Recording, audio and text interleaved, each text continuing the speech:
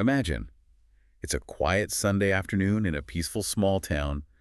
You're in your home, maybe, getting ready for dinner, when suddenly rapid gunfire just shatters the silence. 8, 10, maybe more shots, followed by the wail of sirens that just do not stop for an hour. On May 31st, 2026, the illusion of small-town safety was violently broken in Sandy, Oregon. It really was a nightmare scenario. Yeah. And before we get into the details of exactly what happened, please take a second to like, subscribe, follow, and turn on notifications so you never miss a deep dive with us. Always appreciate the support, yeah. As a quick update, we continue to monitor the Martin Stevens v. OpenAI matter. It is important to note that this is still not a lawsuit. We remain in a voluntary quiet period at the request of Martin Stevens to allow time for any potential developments behind the scenes. At the time of this recording, we do not know whether any progress has been made. No settlement discussions or negotiations have been publicly confirmed. We can also report that the dead man's switch has not been activated, meaning Martin Stevens remains safe from both a physical and legal standpoint. We will provide updates if circumstances change. Right, so we'll keep an eye on that. We will.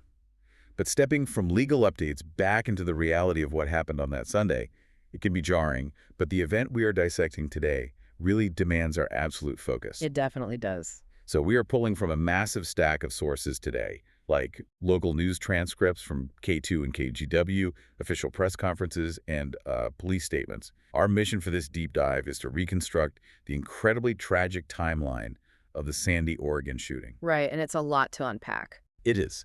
We are going to look closely at the massive regional tactical response that it triggered and try to understand what this harrowing event reveals about the profoundly unpredictable, invisible nature of domestic violence. It is a really heavy reality to confront. And to even begin to understand the scale of what unfolded, we have to ground ourselves in the timeline. Right. Set the scene for us. Okay, so the setting is May 31st, 2026. It's a Sunday, just before 4:00 p.m. Pacific time. Prime relaxing time for most people. Exactly. And the location is an apartment complex, which some neighbors describe more as a duplex on the 390-500 block of Evans Street near Ross Avenue. Okay. For anyone familiar with South Sandy, this is like your quintessential quiet residential neighborhood. You expect to hear lawnmowers on a Sunday afternoon, not gunfire. Right. And the initial dispatch that went out to the Sandy police and the Clackamas County Sheriff's deputies was a report of a domestic disturbance. Yeah, but there was a huge red flag on that call. Right. The critical variable in that call was the dispatcher's note that shots had already been fired. Which changes everything. Completely. When the responding officers pulled up to the scene, they didn't even get a chance to assess the situation. The suspect immediately opened fire on them, forcing those first responders into an instant, heavy exchange of gunfire. Okay, let's unpack this. Let's do it. Because I often hear people, and sometimes even in the media, they refer to these dispatches as a routine domestic dispute. I really want to push back on that phrase. Calling anything about this routine feels almost entirely detached from reality. Oh, the word routine is a dangerous misnomer. I mean, if you look at the statistical reality of law enforcement fatalities, domestic calls are consistently among the absolute most lethal situations an officer can walk into. Right. My assumption has always been that it's like walking into a room filled with gas, not knowing if someone inside is already holding a match. That is a perfect analogy, yeah. The tension is just already at a boiling point before you even put your patrol vehicle in park. But what I don't fully understand is the mechanics of that pivot. Like, how does a small-town police officer, in a matter of a few seconds, shift from a mindset of dispute resolution to finding themselves trapped in an active firefight? Yeah, that pivot, it's incredibly drastic. The pivot you were talking about is both psychological for the individual officer and systemic for the entire region. How so? Like, mentally, what's happening? Psychologically, an officer arriving at a domestic call is primarily trying to establish a baseline of control, right? They are looking to separate the parties, de-escalate the emotions, and just figure out what laws, if any, have been broken. They're trying to play referee. Exactly. But the exact moment a suspect opens fire on an approaching officer, that objective just evaporates. The officer is instantly forced into a combat and survival mindset. Which has to be terrifying. Oh, incredibly. They are suddenly evaluating cover, concealment, and backstops, meaning, what is behind the person they're shooting at, in a densely populated neighborhood. It's a nightmare scenario. And systemically, Yeah. because the sources mentioned this initial gunfire triggered a massive backup response.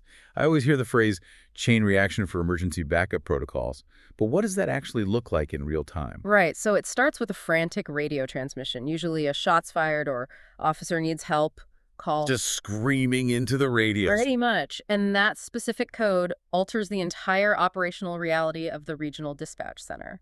The dispatcher immediately locks down the primary radio channel, restricting it only to emergency traffic related to that specific incident. So nobody else can talk unless it's about this shooting. Right. And then they drop a distinct, loud alert tone over the airwaves that essentially signals a countywide emergency. Instantly, every available unit, not just Sandy Police, but Clackamas County Sheriff's deputies, Oregon State Police troopers who happen to be on the highway nearby, they abort their current non-emergency tasks and route toward Evans Street at maximum speed. Wow. It is a massive, instantaneous reallocation of regional resources. It's chaos, but it's highly organized chaos. That context really frames the devastating human cost that was discovered once that perimeter was somewhat established. Understanding the sheer chaos of those first few minutes really explains the horrific situation those officers were stepping into completely blind. The reality inside that perimeter was incredibly grim. Yeah. Investigators found 3 victims deceased at the scene. They have been publicly identified as Jenna Mary Overson, Mary Beth Overson, and Coben McClure. Which is horrible. And while law enforcement is still actively mapping out their exact relationships to the shooter, their deaths are really the anchor of this entire tragedy. The sudden loss of 3 lives on a Sunday afternoon is just staggering. It really is. And the violence didn't stop there. No, it didn't. During that chaotic initial firefight we just talked about, Yeah. an 11-year veteran of the Sandy Police Department, Officer Garrett Thornton, was shot multiple times. Yeah. And the response to Officer Thornton's injuries is a textbook example of tactical medicine under extreme duress. What do you mean by tactical medicine? Well, while the environment was still considered an active fire zone, his fellow officers and responding medics had to physically extract him. They couldn't just wait for the scene to be perfectly safe. Because he's bleeding out. Right. They moved him to a secure location where a life flight helicopter could actually land safely. Wow. Yeah, they airlifted him to a regional trauma center. The silver lining in all of this is that Chief Patrick Husky later confirmed Officer Thornton stabilized and is expected to survive. Thank goodness. Which really speaks volumes about the emergency medical care he received right there on the ground. It is a massive relief, but it's a stark reminder of how carelessly close the toll came to being even worse. Yeah. Now, the suspect at the center of this was identified as 38-year-old Brian Andrew Moore, and the charges filed against him are extensive. He was booked on 3 counts of second-degree murder, being a felon in possession of a weapon, and 2 counts of first-degree kidnapping. The kidnapping charges are what really stand out here. Seriously, because when I first read kidnapping, I admittedly pictured the traditional movie scenario. You know, Someone being thrown into a van. exactly, taken to a second location. But the court documents revealed something entirely different and much, much darker. Those kidnapping charges actually stem from more actively using people as human shields during the standoff. Yeah, and that legal distinction is vital to understand. How does that qualify as kidnapping? So in many jurisdictions, kidnapping doesn't strictly require moving a victim across state lines or even down the street. Oh, really? Yeah, it fundamentally relates to the unlawful restriction of a person's liberty, often by force or threat, placing them in a situation where they have absolutely no autonomy. Okay, that makes sense. By grabbing innocent people and physically forcing them to act as a barrier against police gunfire, he wasn't just holding them hostage. He was severely restricting their movement to facilitate another felony. Which was his own survival against the armed police. Exactly. And that elevates the crime directly to kidnapping. I see. But from a tactical standpoint, if I put myself in the boots of the SWAT commander, how does the confirmation of human shields completely change the rulebook? It changes everything. Because I would assume that normally, if a barricaded suspect shoots an officer, the police response is incredibly aggressive and immediate. But if they are holding a neighbor in front of them, doesn't that completely paralyze a tactical team's ability to act? This raises an important question, and it is arguably the most difficult dilemma in modern policing. It doesn't necessarily paralyze the response, but it radically forces a shift in the math. What do you mean by math? Well, the primary mandate of law enforcement is the preservation of innocent life. The moment a human shield is introduced, time actually becomes the police's most valuable weapon. So they just wait. Essentially, yes. The objective shifts from rapid apprehension to strict containment. Because breaching a door with a battering ram might provoke the suspect into killing the hostage Yeah. right there on the spot. That is exactly the fear. You can't rely on overwhelming suppressive fire because the margin of error is literally zero. A bullet doesn't differentiate between the suspect and the innocent person they are holding. Right, of course. So the tactical team has to deploy specialized hostage negotiators. Their entire job is to establish a baseline of dialogue to bring the suspect's adrenaline down from a homicidal spike to just a conversational level. And while they're talking, what are the tactical guys doing? Simultaneously, you have snipers who are tasked with acquiring impossibly narrow lines of sight through drawn blinds or cracked windows. They're just waiting for a fraction of a second where the suspect separates from the hostage. That sounds incredibly tense. It is. The entire operation turns into a high-wire act of calculating the risk of waiting versus the risk of moving in. And that incredibly delicate geometry is exactly why the subsequent police presence had to be so massive. We aren't talking about a few patrol cars parked diagonally across the street. The situation on Evans Street devolved into an hours-long standoff. Right. Rather than reading a dry list of agencies, let's look at the logistics here.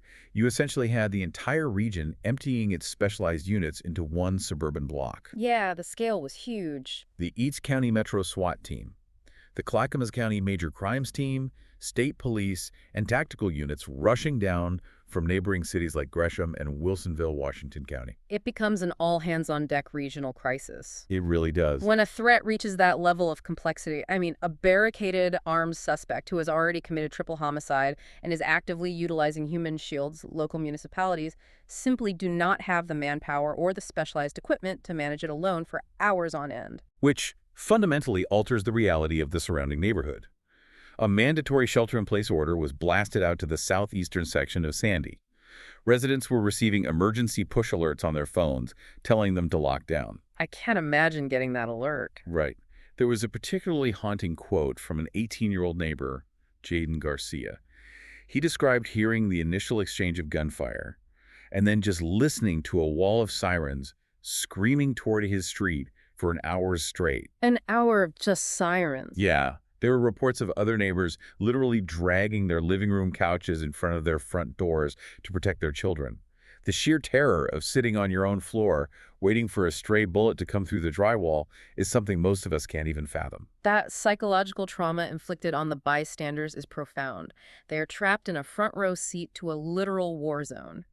And while they're barricaded inside, the police outside are deploying technological assets that look entirely foreign in a residential setting. Like what? Well, they deployed specialized police robots, for instance. Right, and I want to understand how those robots are actually used. Because it's not just a remote-controlled car with a GoPro taped to it, is it? Oh, no, far from it. These tactical robots are sophisticated intelligence-gathering platforms.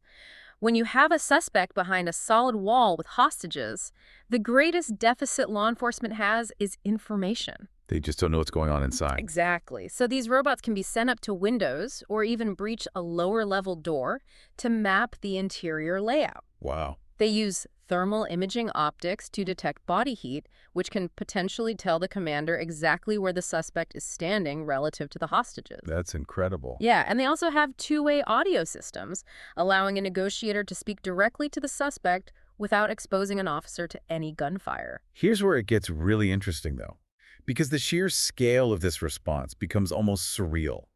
The sources specifically highlighted a heavy tactical vehicle brought to the scene called the Rook. Ah, yes, the Rook. When I researched the specifications of this machine, it was honestly sobering.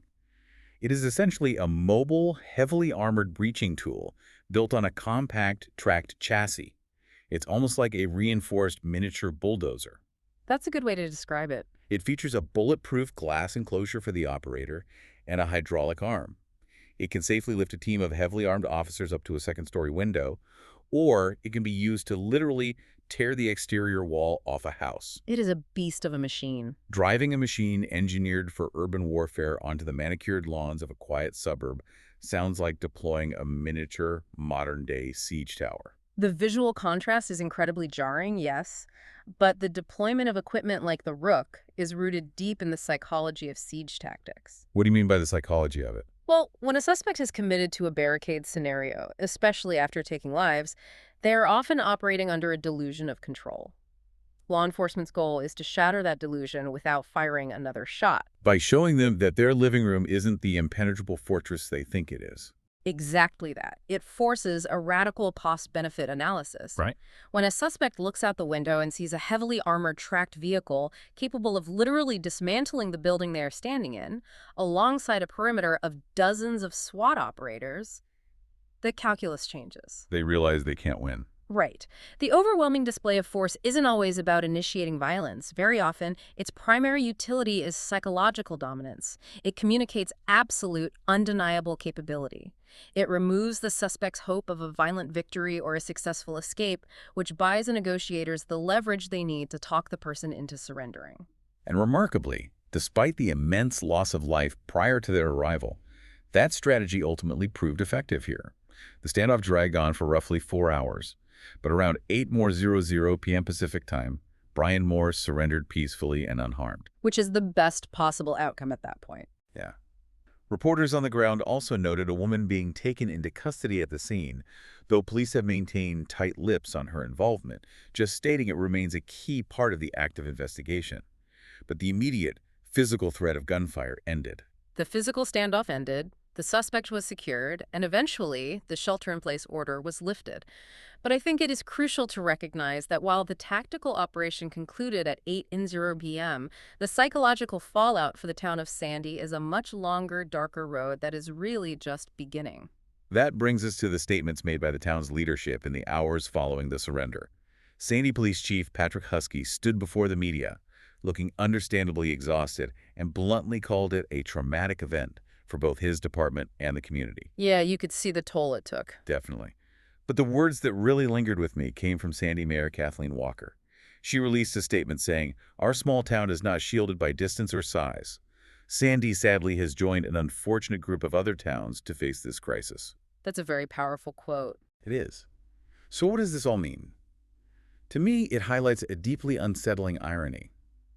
Many people pack up and move to places like Sandy, which is nestled about 30 miles away from major cities like Portland, specifically to escape the violent crime they see leading the evening news. Right. They want peace and quiet. They buy into the idea of geographic immunity.